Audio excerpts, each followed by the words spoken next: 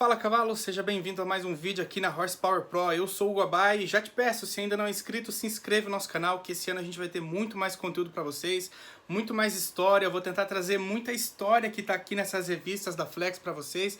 Então já se inscreva, ative os sinos e deixe o like para nos fortalecer. No vídeo anterior eu falei sobre o Ronnie Coleman, aquela versão Megazord dele, aquela versão full power, onde ele foi competir no Grand Prix da Rússia, logo na sequência do Mr. Olympia, e encontrou lá e bateu de frente com o gigante Alex Fedorov. Esse cara aqui que está na capa da Flex. Um gigante, um russo de apenas 25 anos que bateu de frente contra ele, Ronnie Coleman e Jay Cutler. Isso fez um estrondo enorme, não é à toa que ele está aqui na capa da revista Flex de 2004. Ele causou impacto na indústria, todo mundo queria saber quem era esse cara, inclusive ele foi contratado logo na sequência pela Universal, que é a marca, né, de um dos suplementos mais famosos do mundo, o Animal Pack.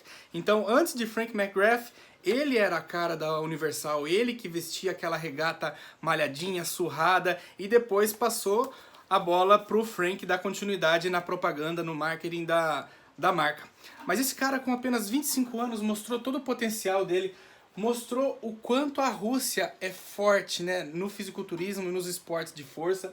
Aliás, esse é um tema que eu quero enfatizar nesse vídeo e vou mostrar para vocês na sequência. Mas o interessante de tudo isso é que esse cara competiu contra o Ronnie Coleman tendo feito uma cirurgia no peitoral meses antes. Ele competiu acho que em agosto e em janeiro ele sofreu uma lesão no peitoral, ele ficou com o peitoral rompido, isso atrapalhou demais ele, o visual do shape dele, e sem contar que ele teve um período de tempo ali de recuperação muito curto, e ainda assim ele colocou toda essa massa muscular com 278 libras no palco contra o Ronnie Coleman, e em termos de volume, proporções ali, era muito equivalente. Em algumas poses a gente podia até ver ele maior e melhor, mas é claro que no conjunto como um todo o Ronnie Coleman era melhor que ele. A gente pode ver pontos fortes nele, mas muito mais pontos fortes e o geral, o contorno, o frame do Ronnie Coleman, aliado àquela cintura fina, fazia com que o Ronnie Coleman fosse superior a ele. Também sem contar da maturidade muscular, o Ronnie Coleman já tinha mais de seus 35, beirando 40 anos talvez na época, e ele era um jovem de 25 anos, faltava um pouco de mais maturidade muscular, de um músculo mais sólido, mais denso, mas mesmo assim, esse cara impactou a todos. Uma coisa interessante também que essa revista nos conta é que o Fedorov competiu como amador nesse evento contra o Ronnie Coleman e o Jay Cutler. Ele ainda era amador na Rússia e a Federação Russa ofereceu a ele um convite especial para competir contra o Ronnie Coleman e contra o Jay Cutler. Então isso causou um estrondo enorme no mundo inteiro, porque um amador de apenas 25 anos estava batendo de frente com o Ronnie Coleman, Jay Cutler e empurrando os caras, porque olha o tamanho que o cara tava, com 25 anos. 278 libras. Então é muito legal essa revista, inclusive ela é de 2004. Então teve dois grandes confrontos. Em 2003, que foi quando ele foi convidado a competir e pelo seu desenvolvimento, pela sua performance no dia, ele ganhou o Procard. Olha só que história, né? Controvérsia, discutível, foi muito polêmica, mas ele conquistou o seu Procard nesse dia por conta da sua performance, por ele ter brigado de frente com as superestrelas, né, do esporte da época, que eram Jay Cutler e Ronnie Coleman, que estavam no auge, que tinham acabado de vir do Mr. Olympia, né? E aí o cara, como amador, com 25 anos, chegou lá a competir contra todos eles e se saiu muito bem, mesmo com o peitoral rompido. Mas enfim, essa é a história do Fedorov, um atleta incrível, um fenômeno genético que com 25 anos mostrou isso e depois dos 40 mostrou de novo, voltando a competir depois de longos anos parados. Então esse cara é fenomenal. E por falar em juventude, em russo, a gente pode se lembrar num passado não tão distante, o Alex Lezukov, se não me engano, é esse o nome dele. Quando eu comecei a acompanhar as redes sociais, a ter um Facebook, a criar a página da Horsepower, esse cara estava em todas as postagens, em capas de página de musculação, ele era a foto do perfil, ele era a motivação da época. Todo mundo queria ser igual a ele porque ele tinha 17, 18, 19 anos e estava com shape nível profissional. Então ele motivou muitas gerações, muita galera, muita molecada daquela época, inclusive a mim, porque ele era muito jovem e tinha um físico extraordinário e russo. E agora temos nesse nosso presente atual aqui o Vitaly Ugonikov, tudo com OV no final, né? Smirnov, tudo com OV, até confundo às vezes os nomes, mas a gente percebe que de tempos em tempos surge uma estrela nova na Rússia, e isso é por conta da tradição dela nos levantamentos de peso, na musculação. Lá é levado muito, muito, muito a sério a musculação, é um esporte, é um estilo de vida muito tradicional, e a Rússia sempre incentivou muito o esporte, a prática esportiva, e os caras lá são cabra macho mesmo, eles são bravos, eles são raivosos, eles querem ser o melhor em tudo. Então no esporte não é diferente. No esporte eles descobriram uma maneira de confrontar contra os outros países de uma forma legal, já que na Segunda Guerra e na Guerra Mundial, no geral, sempre teve esse problema de rivalidade com os Estados Unidos e tudo mais. No esporte, a Rússia encontrou um meio de competir contra os outros países e mostrar o seu potencial, a sua soberania. Então ela sempre trabalhou os esportes em suas diversas vertentes. E é sobre isso que eu queria falar também neste vídeo, não só sobre o Alex Fedorov, o Lesukov e o Govito, mas mostrar a importância da musculação na Rússia, o quanto eles levam a sério. Lá, desde muito pequeno, os jovens, as crianças começam a ter práticas esportivas mais levadas a sério, e a musculação é uma coisa que é passada adiante. Eu tive o prazer de conversar com o Davi Coimbra, que é um cara que, para quem não conhece, ele é uma das maiores referências do powerlifting no Brasil. Digamos que o powerlifting fosse um esporte olímpico, ele seria um atleta das Olimpíadas representando o Brasil, para você ver o nível de importância dele. Ele é um dos melhores atletas de powerlifting do Brasil, já competiu diversas vezes em mundial, não me recordo se ele já ganhou ou se ele já foi vice, ele me corrige depois, mas eu tive o prazer já de treinar com ele, de ir até a casa dele, treinar na Power Garage dele, onde ele tem diversos equipamentos, e a gente trouxe aqui no nosso canal, até sugiro você assistir depois os 3 vídeos que eu fiz com ele, um sobre supino, um sobre terra, outro de agachamento.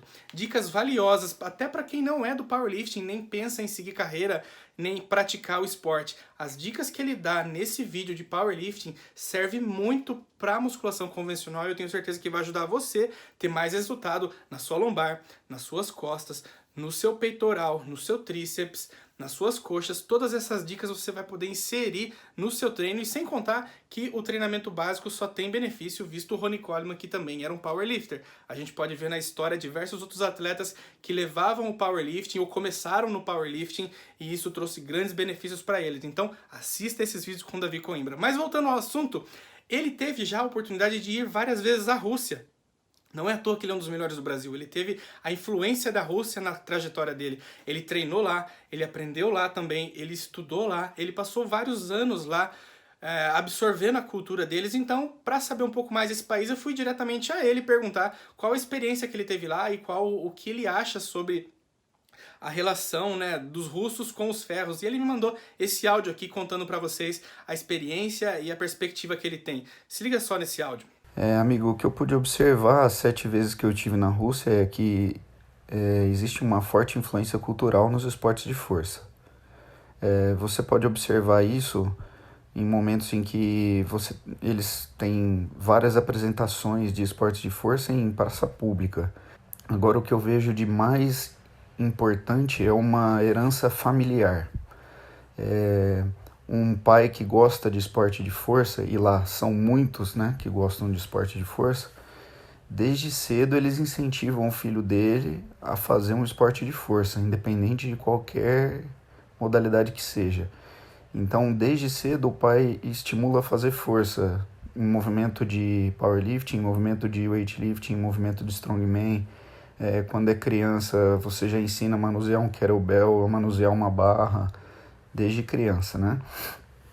E depois o que acontece muito, que eu vejo, é que eles migram muito de um esporte para o outro.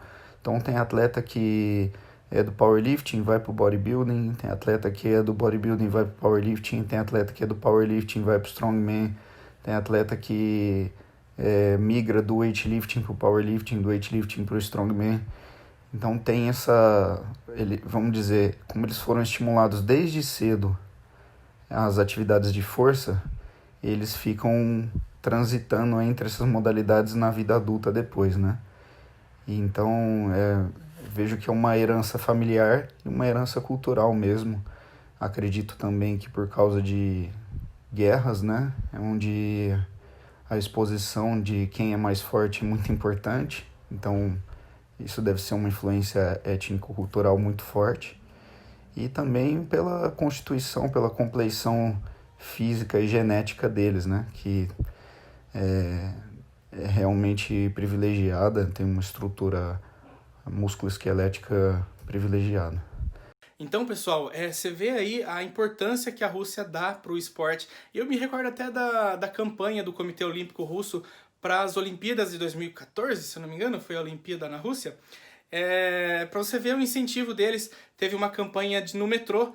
As pessoas que quisessem participar pagavam 30 agachamentos dentro de 2 minutos. Olha só que margem boa até. 30 agachamentos. Quem fizesse isso, agachamento completo, ganhava o ticket do metrô. Então era só ir lá, fazer 30 agachamentinhos, ganhava o ticket, não pagava nada e poderia embarcar na sua viagem, seguir tranquilo e com o dever cumprido. Legal, né? Simples, simples demais, mas incentiva, é uma prática esportiva, é uma coisinha que você insere, é uma semente que você planta na cabeça das pessoas e fazem ela, pô, olha só, senti minha perna fazendo agachamento, olha, senti meu glúteo. Muitas pessoas no dia a dia, minha mãe talvez, tia, sua mãe, não tem essa noção, essa consciência corporal de sentir o músculo queimar. Nunca fizeram um agachamento por mais de 2, 3 repetições. Agacharam para pegar alguma coisa no chão, agachou para pegar uma panela no armário, mas nunca tiveram a experiência de treinar, de fazer exercícios. E isso é uma sementinha que você planta na cabeça de quem passava ali no metrô. Legal, né, pessoal? Quem dera o Brasil ter iniciativas assim também. Eu espero que na próxima época de Olimpíadas, todos os países comecem a entrar nesse clima e incentivar mais a prática esportiva, seja ela qual for, para o seu país, para a sua comunidade, que é quem mais precisa. Então é isso, pessoal. É isso que a Rússia tem, que ainda falta no Brasil. A herança e o incentivo. Tamo junto, vou ficando por aqui, cavalos. Até a próxima, um grande abraço e deixem aí o que vocês acham do Vitaly. O que você espera dele para esse ano? Será que ele vai para a Pro League esse ano? Será que ele tem chances de vencer um show profissional? A gente vai ter que esperar, né? Ele primeiro precisa ganhar o Procard dele. Vou ficando por aqui. Até a próxima. Se inscreva. Um grande abraço e tamo junto. Bigode!